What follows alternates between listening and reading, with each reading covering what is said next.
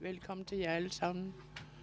Og de tilstedeværende er journalister, og jeg vil også gerne lige spørge om udstyret vedrørende tolkningen er i orden.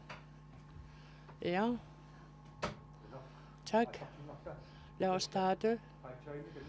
Lige for lidt siden fik jeg meddelelse om, at vi har fået den første bekræftede smitte her i landet med coronavirus i dag. Og derudover kan jeg også sige, at her i weekenden, vi skal lige have mobilen slukket, at der har været flere personer, der har fået taget nogle prøver, der er sendt til undersøgelse, men vi har ikke fået svar endnu. Men alligevel skal jeg præcisere, at vi nu skal til at vurdere igen vedrørende trafikken i indrigs. Det vil vi vende tilbage til senere hen, men derfor vil jeg gerne præcisere flere gange, har der været gentagelse om, at vi har været ude med en meddelelse om, at vi gerne ser, at rejseaktiviteten her til lands og ud af landet skal begrænses så vidt muligt. Og selve stramningerne af anbefalingerne og indstillingerne er hermed blevet nødvendige at få stramme op. Selv kontakten til bygderne via havs og luften, og i og med, at vi er kommet til en fase 1, så kan vi kun opfordre til, at alle epidemikommissionens anbefalinger skal følges nøje. Og selvfølgelig har vi ventet, at der vil ske, at coronavirusen vil nå frem til Grønland. Og forberedelserne har været igangsat. Og derudover kan jeg kun gentage, at det har arbejdet døgnet rundt med at forberede og haft dialog om, hvilke eventuelle risici der kan være. Og de rækkefølgen, der er blevet givet af kommissionen vedrørende retningslinjer og anbefalinger, er det så det, vi er kommet frem til nu. Vi har fået en smitte her i landet. Og i forbindelse med den er landslægen her til stede i dag nu. Og han kan måske også fortælle om, hvor mange personer, der er blevet taget prøver af. Og det er ved at også blive indhentet oplysninger fra kysten. Og alle oplysningerne vil så være i vores hænder i de næste par dage. Så derfor lytter, seere og alle borgere vil jeg gerne opfordre til at følge retningslinjerne fra de offentlige nøje, og så vi i samarbejde kan begrænse spredningen af smitten så vidt muligt, især når vi skal tænke på de udsatte og de ældre, og følge alle retningslinjer for hygiejnisk, og at vi ikke skal have være i forsamlinger i over 100 mennesker. Og med hensyn til rejseaktiviteter i Grønland, det skal begrænses til det helt nødvendige. Det vil vi i hvert fald opfordre til. Og meget strengeste opfordringer om at begrænse rejseaktiviteter her i landet og til udlandet. Og med hensyn til bustransporterne, der skal man også følge de retningslinjer, der er blevet anbefalet. Og der er selvfølgelig også den første coronasmitte kom til i Grønland. Så kan vi godt se, at mange gennem de sociale medier, der bekymrer sig meget om for eksempel folkeskolerne, hvilke retningslinjer der vil komme. Det er sådan forhold, vi hele tiden vurderer, og selve beredskabsholdet drøfter hele tiden, hvad det er for nogle næste skridt, der skal foretages hele tiden. Så derfor her kan jeg kun sige, at den første smitte med corona er blevet bekræftet.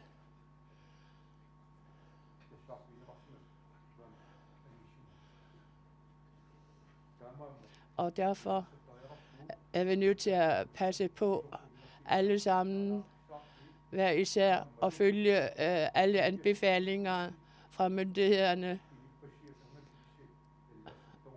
Og vi skal lave vurderinger og koordineringer blandt hele tiden. Tak. Er der nogle spørgsmål? Med hensyn til folkeskolen er der store bekymringer. Og når nu vi har fået en smittet, hvad er det så det næste vurderingsresultater vil være? Det er det første er, at vi ikke skal gå i panik. Det er det vigtigste af det hele. Og så skal vi gå videre med, hvad det er for nogle anbefalinger. Kommissionen har kommet i en fase til næste fase, og der er allerede taget en vurdering om, at når vi har fået en med smitte, sådan som jeg har fortalt, så har de medlemmerne i kommissionen allerede lavet nogle retningslinjer, som vi så kan følge. Jeg kan ikke svare på det spørgsmål, det vil landslægen svare på. Jeg hørte ikke rigtigt, hvad hun spurgte om. Nej, spørgsmålet.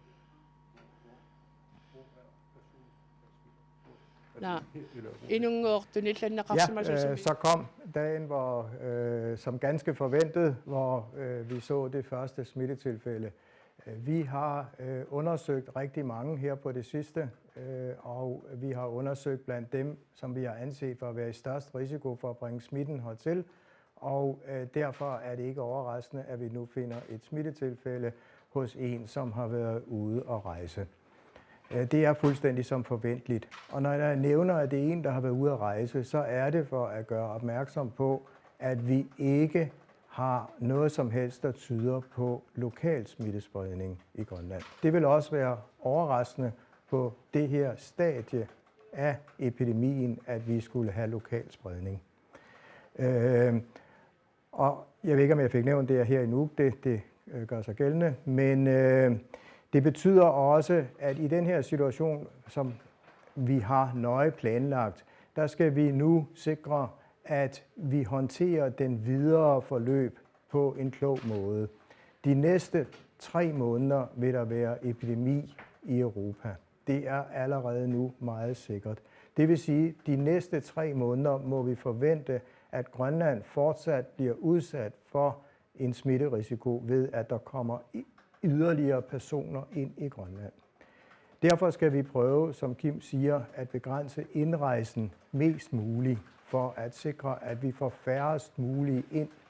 Og så skal vi indtil videre fortsat arbejde på at inddæmme alle tilfælde, som kommer, som vi får kendskab til. Det vil sige, at vi har i Grønland til forskel fra for eksempel i Danmark stadigvæk en inddæmningsstrategi. Vi vil indtil videre massivt prøve fortsat at inddæmme at sætte i karantæne og forhindre, at der opstår spredning bredt i samfundet.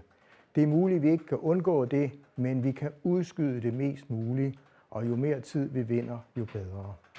Derfor er det heller ikke lige nu af interesse for eksempel at lukke skolerne, fordi vi skal tænke på, hvad sker der, hvis vi gør det? Ja, så har vi en sandsynlighed for, at alle de unge, de lige pludselig bare samles 10 drenge på et lille drengeværelse. Det er altså meget værre, end de er i skolen. Så derfor er det ikke på dagsordenen lige nu at gå i gang med den slags tiltag. Vi skal fokusere på det, vi har gang i. Det er begrænsning af indrejsen til det absolut minimale, til at sikre, at folk handler fornuftigt. Det vil sige, at dem, der kommer fra risikoområder ude i verden, de skal gå i hjemmekarantæne, når de kommer hertil. Sådan som vi allerede tidligere har udmeldt. Og vi skal sikre, at der ikke sker noget ukontrolleret. Og vi skal arbejde videre med at sikre, at vi får inddæmmet alle de tilfælde, vi får fat i. Vi intensiverer nu dag for dag, hvem vi undersøger. Og det er ikke kun her i Nuuk, vi undersøger bredt. Vi har undersøgt næsten alle steder i dele af landet på nuværende tidspunkt. Det vil sige, at vi har tæt kontakt til alle i sundhedsvæsenet og tæt samarbejde for at sikre, at vi fanger alle, også ude på kysten, så vi forhindrer, at der pludselig opstår et nyt udbrud et eller andet sted. Hvor mange?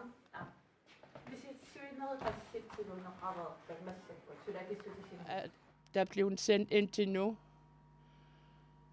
Der er blevet sendt cirka 25, men der bliver sendt betydelige stykker i dag også. Hvor mange? I dag?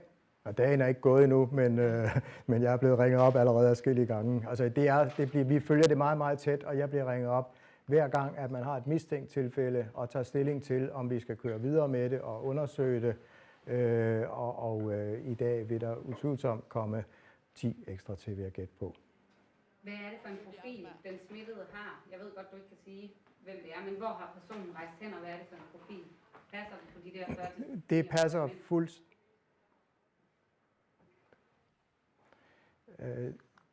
Det, der er hent nu, er fuldstændig som forventeligt, at vi har været meget opmærksom på indrejse fra særlige risikoområder, folk, der har været i særlige risikoområder og tæt på disse områder. Og det, der er sket nu, er fuldstændig forventeligt, at vi ville få smitte fra personer, som har været ude i de områder. Har personen været i hjemmekarantæne siden personen landede, eller ja. Har personen været ud inden?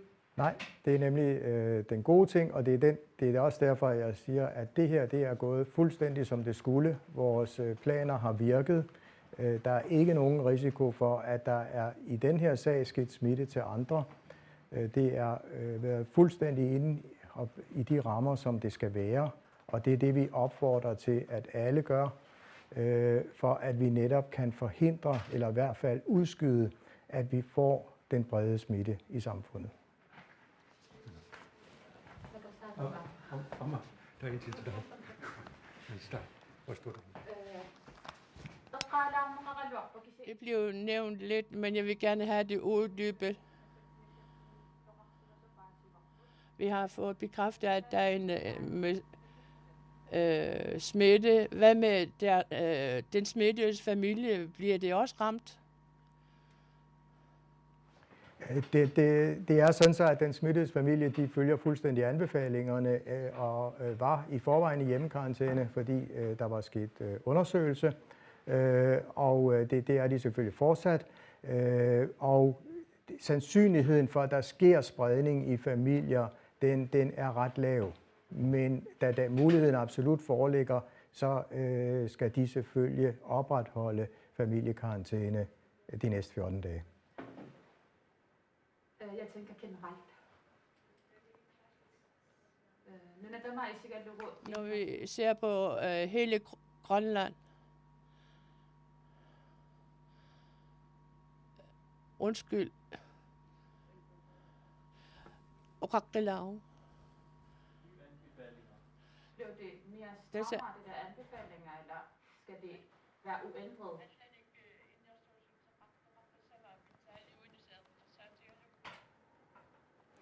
Altså i sager og i enkeltsager, hvor vi ser smitte, der har vi allerede fuldstændig klare retningslinjer for, hvordan det skal håndteres. Og det vil der ikke blive lavet om på, fordi hvis de ellers bliver fulgt, så er de effektive. Så der er ikke noget nyt på vej der. Altså, der kommer jo ret mange spørgsmål fra folk om netop, at når den første smittede er fundet her, om så man strammer op, som Anne-Marie siger. I siger, at I skal ikke lukke skolerne. I opfordrer bare til, at ind- og udrejse, at man fortsat begrænser det mest muligt. Men vil det sige, at der ikke er nogen ændringer i anbefalingerne? Jeg tænker også på sådan noget som, nu, jeg ved godt, jeg snakker om kaffemælk tit, men det er jo et ret godt eksempel på, at man har oftest ikke 100 mennesker til kaffemælk på én gang, men der er jo også mange, der siger det der med at forsamle sig i flere mennesker sammen og dele mad og alt sådan noget. Altså, har I slet ikke nogen stramninger, selvom vi har smitte i landet? Er det virkelig rigtigt forstået? Vi revurderer situationen. Vi revurderer hele tiden situationen, men hold lige fast i, hvad det er, der er sket lige nu. Der er sket det fuldstændig forventelige, at der ville komme enkelttilfælde, som er direkte importeret. Vi har ikke spredning i samfundet.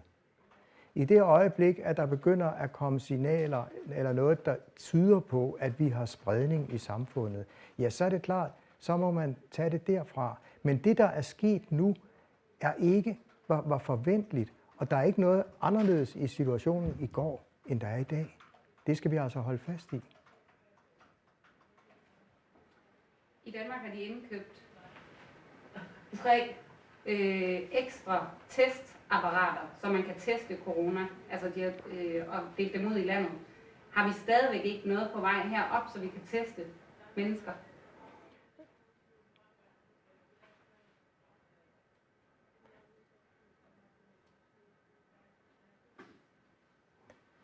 Vi står øverst på firmaets liste over os, der som de første får materielt, når der er noget kommercielt tilgængeligt. Vi har nøje undersøgt mulighederne for at opsætte noget andet apparatur, som er meget avanceret og som man bruger på de store steder, for eksempel på Statens Serum Institut. Og vi må erkende, at det ikke er realistisk. Men på den anden side, så arbejder vi nu med at optimere forsendelser til laboratoriet i Danmark. Og faktisk er det sådan, så, at vi jo sætter rigtig mange prøver også ude fra kysten. Og der kan det faktisk være lige så hurtigt at sende dem til København, som det kan være at sende dem til Nuuk. Det er i hvert fald sådan, så, at det ikke er nogen afgørende betydning for os lige nu, at vi ikke har laboratoriefaciliteterne her, fordi det handler jo bare om, at man eventuelt skal være i hjemmekarantæne et døgn længere, før vi har svaret. Så i forhold til beredskabet i Grønland og håndteringen af den her sag, så er det ikke et afgørende forhold, at vi ikke har lokal laboratoriekapacitet på nuværende tidspunkt.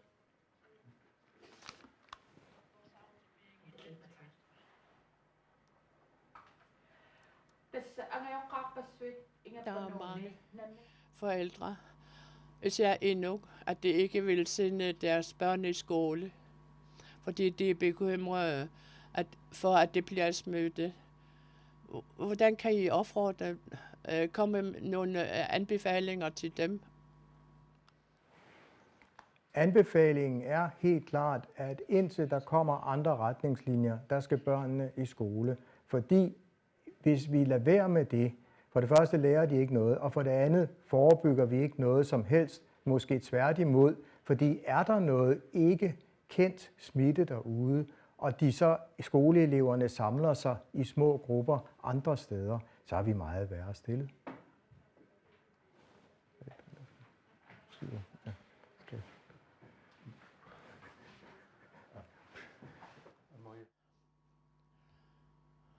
Jeg vil også gerne spørge om,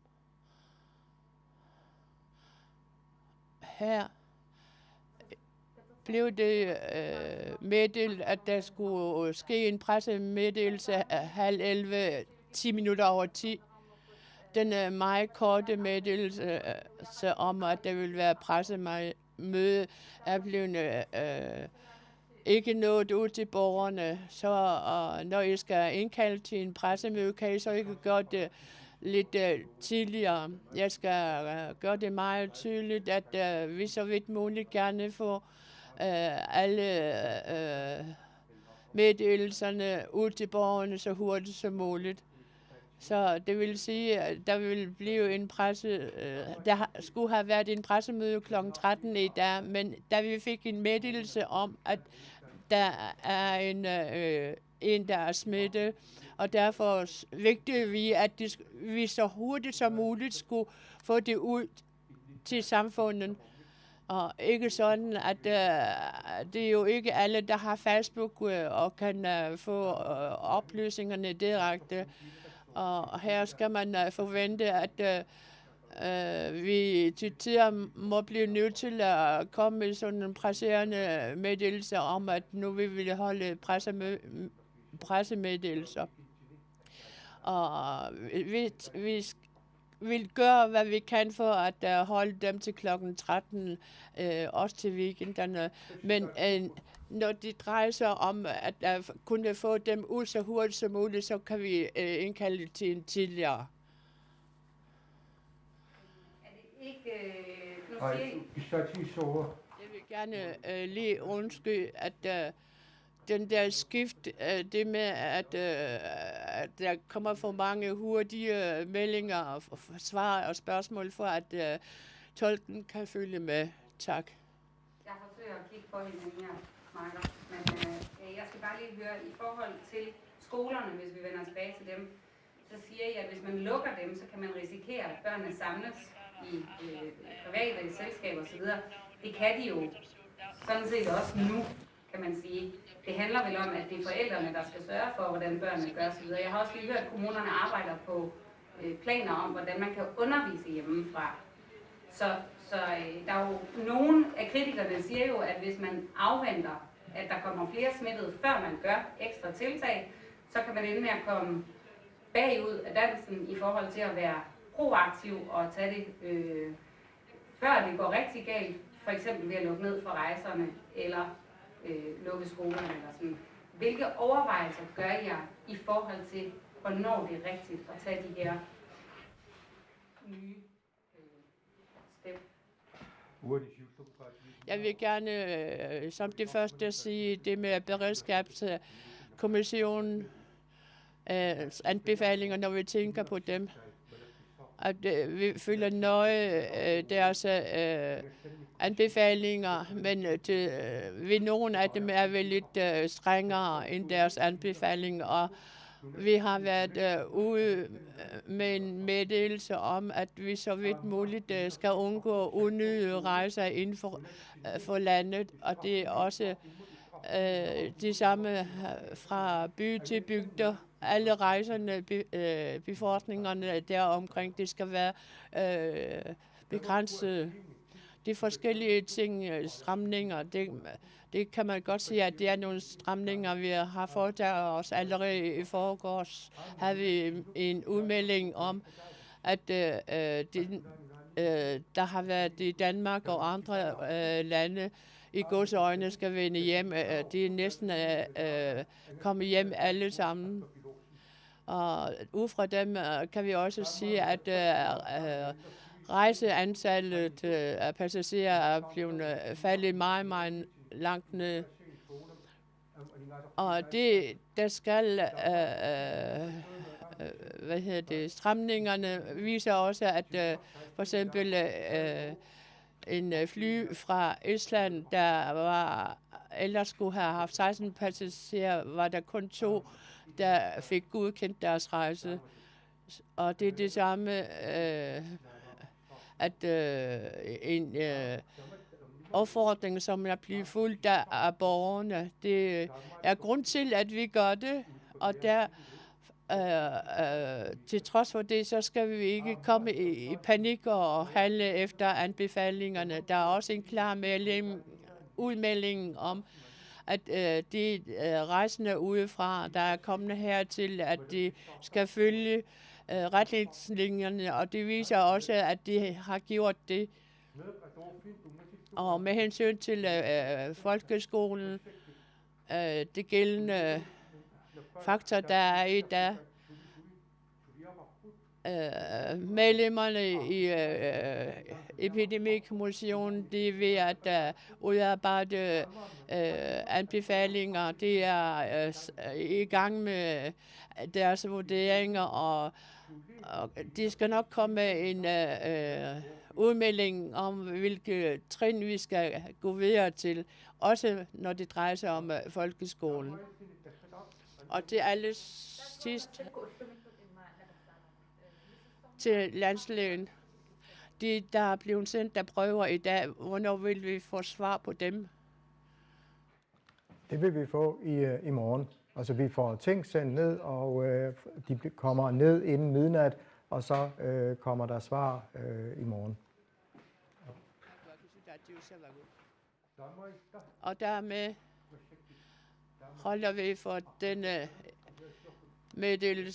pressemeddelelse fra 10:30. Og kl. 13 vil vi indkalde til pressemøde igen i dag kl. 13. Tak, fordi I kom.